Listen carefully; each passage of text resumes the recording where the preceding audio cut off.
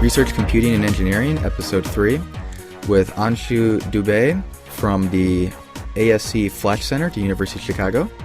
Welcome to the show. Thank you. So, first off, could you give us a quick summary of what Flash is and exactly what it does?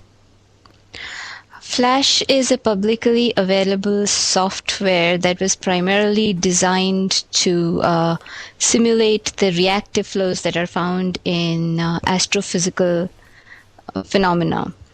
And from there, it has grown to be a much more general component-based software that has then found uses in many different wide variety of applications. People use it for computational fluid dynamics, they use it for cosmology, they use it, of course, for the use that it was originally intended for, that being the reactive flows and so on.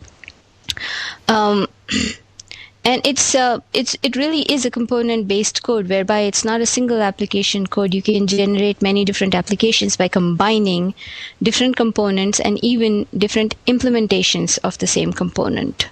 So it is a general-purpose computational scientific software. And that module, that's why you always have to run setup, and you kind of make that directory where you say, I want this module, this module, this module? That's right. Okay, so it actually really is flexible, and you just pick which things you actually want to explore.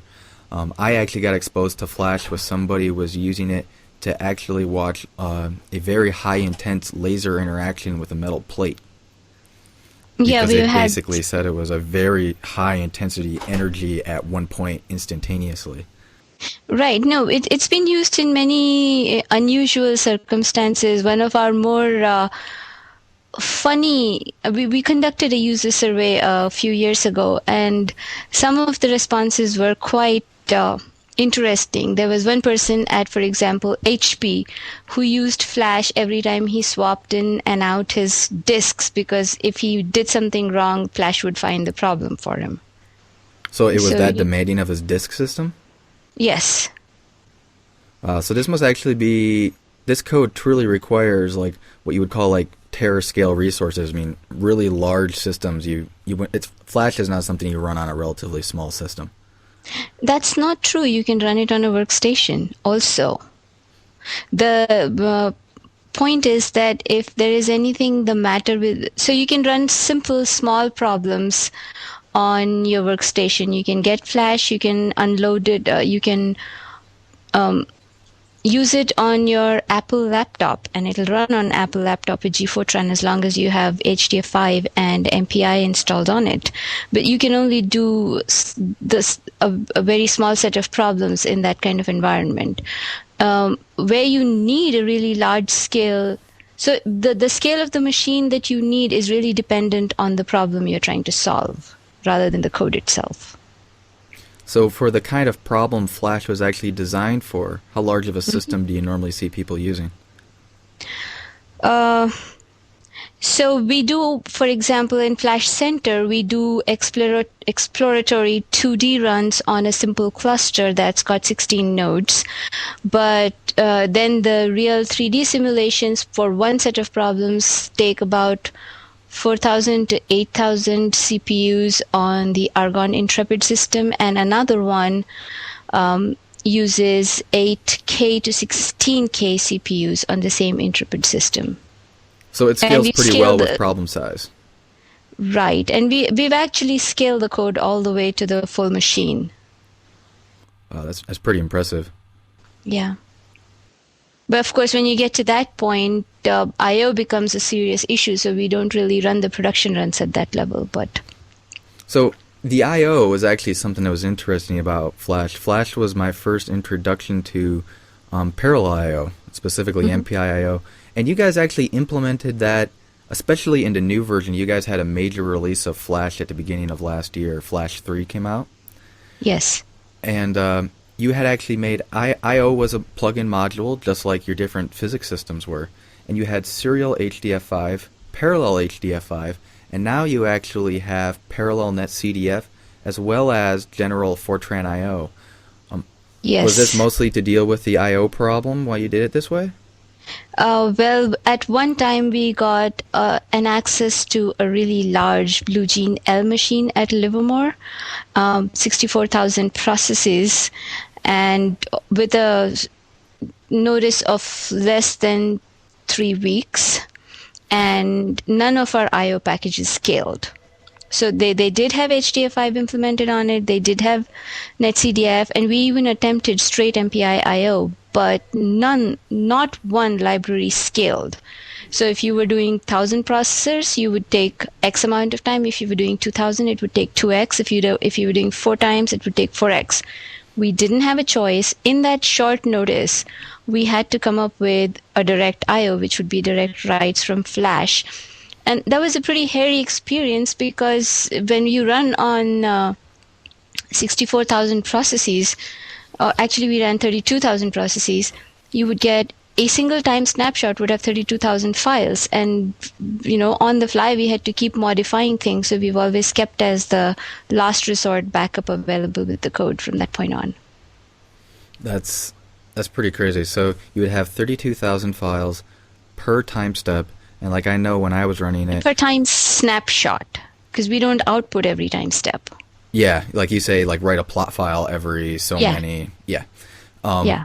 When we had that going, we were writing 4 to 5 gigabyte files, and this was only like on 200 CPUs, every 15 minutes.